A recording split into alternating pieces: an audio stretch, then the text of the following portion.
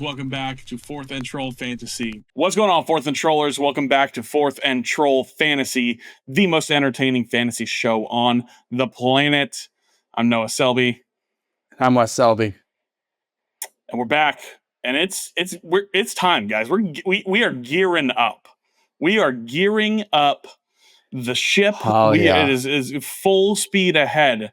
Is fantasy prep season, and we're talking today about the 6 biggest question marks for fantasy football this season. We got 6 guys we're going to talk about, 6 guys that could they be great? We could see that happening, but we could also see it just falling off a cliff and not happening. We don't know. We're going to talk about them today. We're going to get straight into it. Before we do, make sure you like, subscribe, and ring that bell and join our Discord. And you're going to want to do that, especially because we're giving away a signed Brian Thomas Jr. mini helmet. That's right. I've got it right here. Boy. We've got it. We're giving it away. All you have to do is be subscribed and join our Discord. And we're giving that away this season. You tell us when you want it. We'll give it away. No, actually, that's not true. We're going to manage our own giveaways. But I mean, we trust you guys. It's our show. This is our show. We're going to jump. Okay? Yeah, it's all good. We're going to jump straight to it, guys. Should I just go? Should I just get into it, Wes? Yeah, you get the first guy. Let's talk about it. Okay. Who are you concerned about? All right. I have big question marks around tight end Evan Ingram for the Denver Broncos. I'm feeling some certain ways about him. I'm feeling some other ways about him. I'm not sure what to think. Here's the thing. I believe he's peaked. I don't think we're ever going to see a tight end 2 season again from him. I don't believe that happens. And I don't love how little touchdowns he scores. He hasn't scored more than 4 touchdowns in a season since his rookie year. And if you're new to fantasy football or you're new to football, he's old. So that's been a long time. He's also on a team that just spent high draft capital on a running back. You look at Sean Payton offenses, you look at how productive their backfields have been, and you just wonder how much is left there in the receiving game with a rookie quarterback. But there's tons of opportunity here for Evan Ingram. It is wide open who will be the number 2 receiving option on this team. There's tons of opportunity here. We're expecting a leap from Bo Nix. At least we're drafting him as such, which would mean more passing production. And Sean Payton picked Evan Ingram specifically for his offense. He went and handpicked him. They traded for him. Or was it trader? He got cut. And he got cut by the Jaguars. He signed with the Broncos. Sean Payton went out and got him for his joker role, whatever that's going to be. It fills a big need in the offense. He should have the second most targets on the team. I believe there's a reality where he ends with being the target leader on the team. And honestly, the draft price is really nice. He's going in like the 9th or 10th round. This is a guy that when we started this video idea, Wes, I was very pessimistic on. And then in my research, I convinced myself on Evan Ingram. It's a guy that I went full on question mark, found the solution. But I just don't know. He still falls into the category of, I believe the big 3 tight ends are the big productive guys. And outside of that, I'm not so certain on anybody else. But Evan Ingram is a guy that if you wanted to wait on tight end, I would suggest planning around him and building your team to fill that tight end role on that 9th, 10th round, wherever it is. So question marks on Evan Ingram, man. I'm not sure.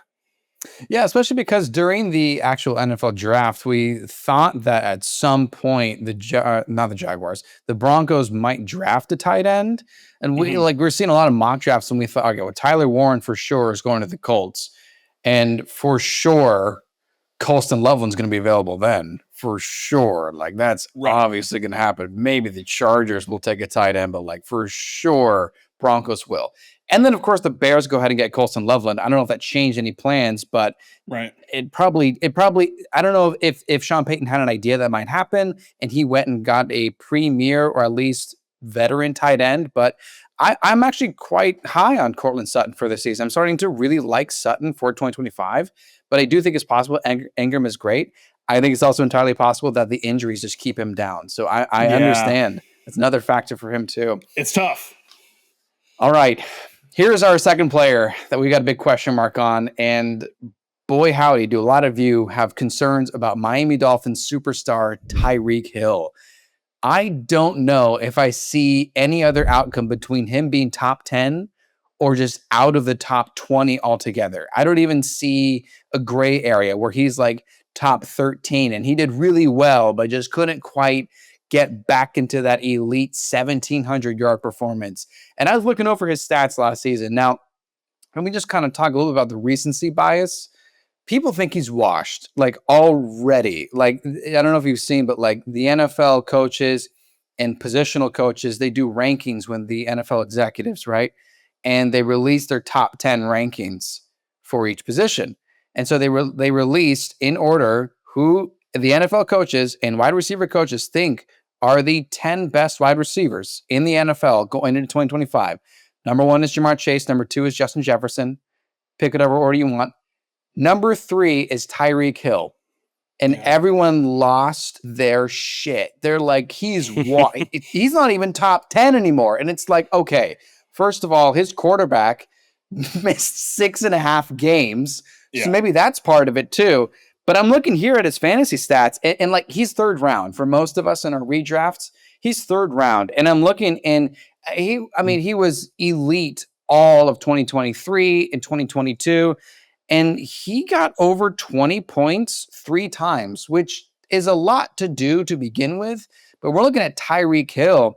I'm not so sure that a guy that only had double-digit targets 3 times in the entire season is someone that I believe in for a third-round draft pick. I mean, yeah, I could go wide receiver heavy, and if he's my wide receiver 3 or my flex option, that's probably really great. But I just don't believe that even without Jonnu Smith, and even if they don't target Devon Achane nearly as much, which I don't suspect, I think that was a really nice magical season for Achane, but I know you and I have talked about that we're out on Achane for the season. Yeah. Even if Tua is fully healthy, I just don't know if he can get 170 targets like he has in 2022 and 2023. I don't know where he lands right now, and I'm really going to check on this training camp because he's still dealing with a hand surgery he had the offseason. So there's a lot of reason to believe he won't make anywhere near the top 15. And I'm going to be really convinced in this training camp that he is back. Otherwise, I'm going to just stay out. Yeah, it's a really wide range of outcomes for Tyreek, and it's hard when you got to take him there in the third round. So he's definitely a big question mark. Another I want to talk about here is a running back for the Detroit Lions. It's David Montgomery. I want to talk about Monty here because he's such a fun guy to watch play. It's like death taxes and David Montgomery touchdowns. Like that's really what things have been like for the past 2 years or so. But here's the thing with Monty this year. Third hardest strength of schedule for running backs.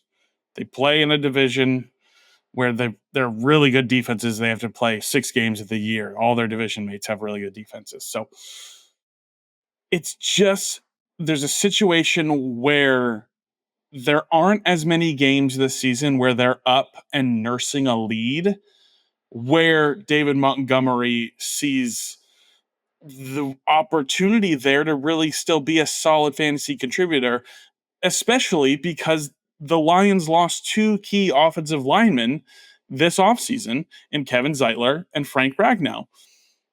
They also lost Golden Boy, offensive coordinator. He was the belle of the ball for the coaching carousel, but Ben Johnson is no longer in Detroit. Listen, I'm not going to say, well, here's this, so this is going to be bad. But last time they had a Ben Johnson-less offense as the offensive coordinator was in 2021, and they averaged at least a full touchdown less per game on offense in 2021 than they have in each of the last 3 years.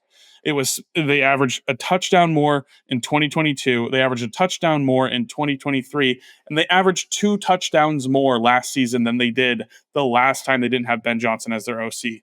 So there's concern. And if someone in this offense is going to lose out on touchdowns, I think it ends up being Montgomery. But he has such a safe floor. He's had over 13.4 points per game in 4 of his last 5 seasons. He has 1 game of single-digit fantasy points in his Detroit Lions career. The touchdown upside is ridiculous. 25 touchdowns over the last 2 seasons in Detroit. Last year, you could say it's a turning of the tide a little bit because last year he had the second most receiving yards of his career in just 14 games played.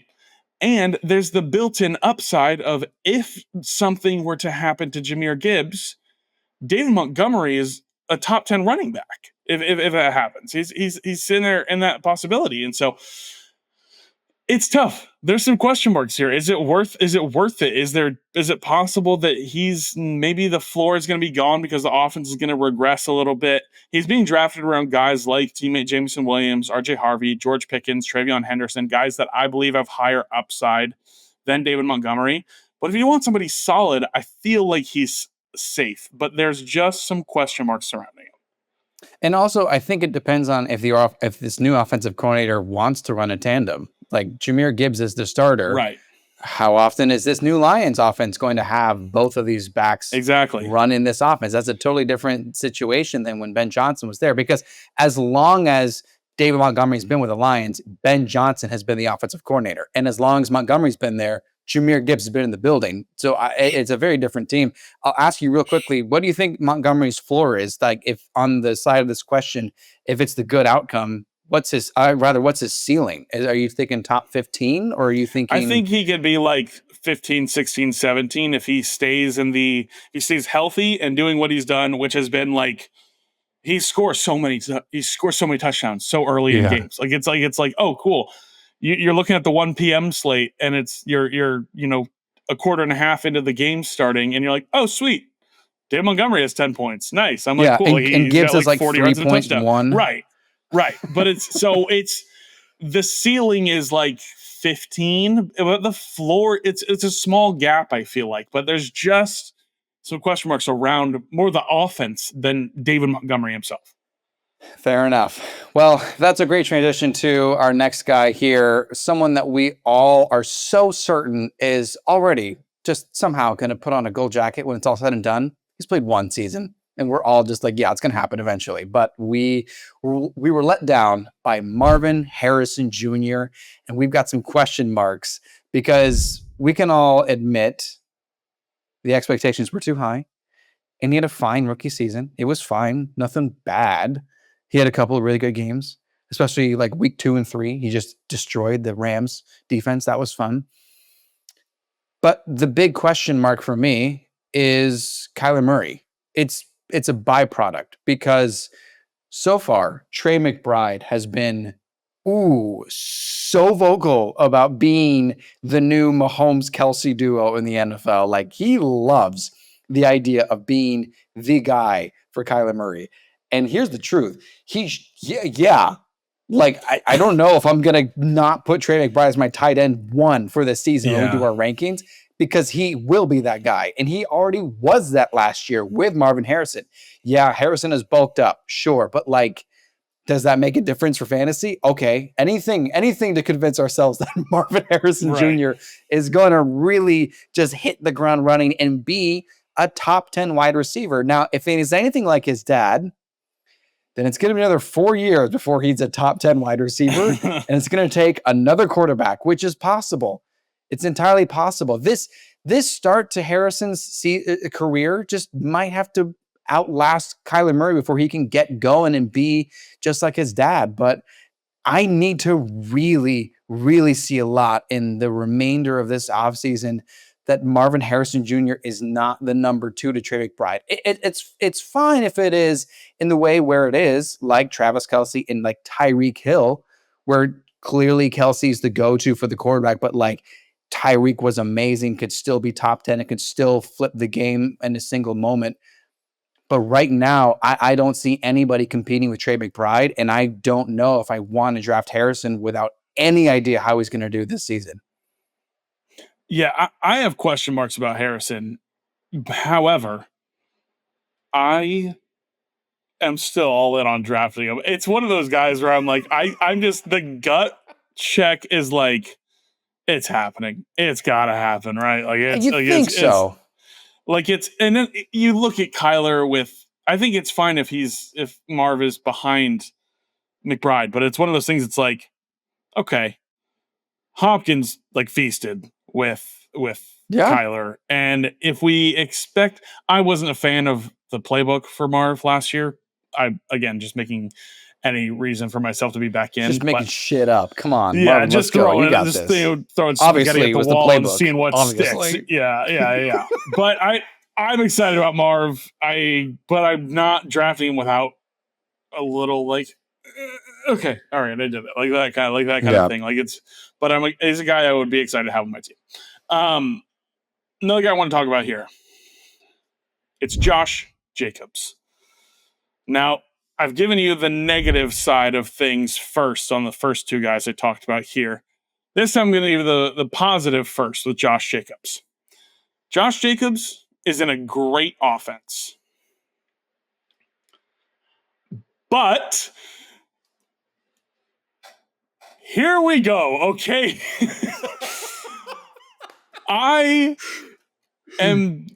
If there's an anti-my guy for me this year, it's Josh Jacobs. And I'm not even like saying he's going to be like just a total bust. I just think like the price is far too high. He's going as the RB9 at the 2-3 turn. And I think he's more realistically going to be like the RB 15, 16, 17, 18, like in that range. He's being drafted ahead of guys like Kyron Williams, Chase Brown, and then there's some like other stud guys at the single start positions, the onesie positions, Josh Allen, Trey McBride, Lamar Jackson, that I would all rather have on my teams at that point instead of Josh Jacobs. Here's the thing, okay? With a healthy Jordan Love last year, he averaged 14.6 points per game. Now, that's not bad. That's not bad at all. Like we just talked about David Montgomery and it being solid that he was doing like 13.4. That's solid. That's solid stuff there. However, with an unhealthy Jordan Love, he averaged 21.1 points per game, which is what got him to that massive fantasy finish of being the RB5. It was after, so Jordan Love gets hurt in week 1 at the very end of the game. So then he has 2 games from Malik Willis. Solid. Love comes back against Minnesota. Jacobs finishes with like 8 fantasy points or something like that. It was not a good showing. And then he has a handful of games where he's fine. He's throwing some top 10 performances in there. And then against the Jacksonville Jaguars, Jordan Love gets a groin injury. And from that moment on, the rest of the season, he had 1 game with over 30 pass attempts. And that was it. They were relying on Josh Jacobs. Before the groin injury, he had just 5 games in his career under 30 pass attempts. So I believe in an ideal world, this is much more of a balanced offense, that the Packers are coming back to be a middle-of-the-pack running game versus top 5 like we saw last year. I also know that LaFleur has been more of a committee guy for most of his coaching days, and we heard all last offseason that third-round running back Marshawn Lloyd had a role but was kept off the field for injury. And this is an offense that in the draft invested in multiple wide receivers with day 1 and day 2 draft capital. I just have some worry. Here's last one for the superstitious folks here. Since 2019, his rookie year, he's been the RB18 and then the RB8. He's been then the RB14 and then the RB3. And then he was the RB27 and then he was the RB5. So if we're following the roller coaster here, this is a down year. Nice. So listen, I got a lot of question marks around Josh Jacobs, and I'm staying away in drafts, I think. Here's what's funny. I don't have any question on Josh Jacobs. I already know he's not making top 10. I've been doing a lot of numbers and a lot of research, and I can tell you right now, the workload is unsustainable. And I can tell you, I'll give you three, for example. Running backs that have over 300 carries since 2011, 90% don't make top 10 the next year. That's Josh Jacobs. Running backs that have 31 or more carries in a single game, 91% don't make top 10 the next year. And then running backs that have 13 or more touchdowns with less than 50 catches, 100% don't make top 10. That's Josh Jacobs. There's no PPR upside for him. He's all running. And just as you said, they don't draft wide receiver in the first round and not expect their quarterback to be throwing a lot more. So it's statistically impossible for him. But I get it. If you want a solid RB2, fine. But I'm not drafting Jacobs that early. So I'm with you. I've got questions, but I've already kind of made up my mind. There you go. It's worth asking. It's worth asking the question. Yeah. Okay. Here's the last player we're going to talk about here. Another running back. Close us out. Thanks for sticking around. Make sure you like, subscribe, smash me. What? No, that's inappropriate. What? Rookie running back. Yeah, get the signed helmet. Yeah. Here's a guy we're talking about. Rookie running back Caleb Johnson. For me, Steelers won the running back draft outside of Ashton Genty for the value because of, in my personal opinion, Caleb Johnson was the second best running back of this draft class. And people love this running back draft class. So I say that not lightly. But that's not how the NFL viewed him. And that's okay. We can see how that doesn't always have to line up. The way that we value players come out of college, certain teams value differently. I was not very high on RJ Harvey at all. And then the Broncos go ahead and draft him early. And it's like, well, yeah, I guess he's going to be good. And I'm really excited about him. I was super excited about Caleb Johnson. And then he fell to the third round. But there's still an incredible opportunity for him to be possibly a top 10 running back this season. Here's my big question, though. Does Aaron Rodgers give a rat's ass? This is his last season in the NFL. He said it on the Pat McAfee show. He has said this is his last season. Why would he care about running the football? And I don't mean that as like a slight towards him. This is his last shot. This is everything he's got to lay everything on the line for one more star on his legacy. He's going to the Hall of Fame no matter what. He's going to get there 5 years after he retires. So I guess in 2020 or 2031, I guess, whatever that is, that's when he's going. Here's one thing I would like to pull up here.